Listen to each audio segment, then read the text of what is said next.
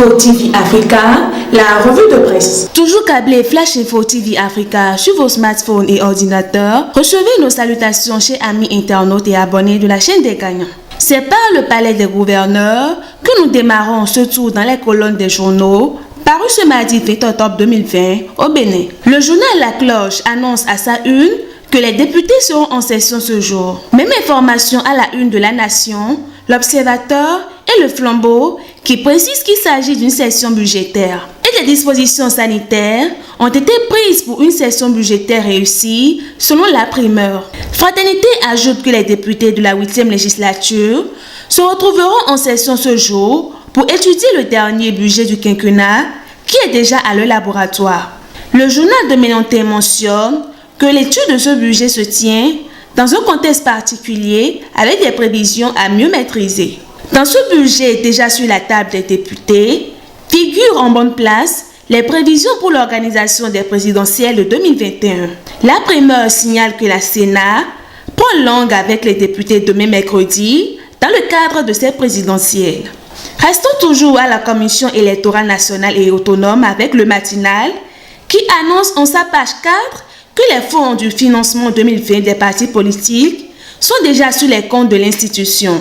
Le journal de la Kwakwa Donji donne la répartition des fonds et précise que c'est 600 milliards pour l'UP et le BR au titre des législatives de 2019 et 900 millions à répartir par l'UP, le BR et la FCBE pour les communales. Si les chiffres pour les financements des partis ne souffrent pour le moment d'aucune contestation, ceux des arriérés et dettes des gouvernements précédents, payés par le régime actuel, continuent de faire couler encre et salive.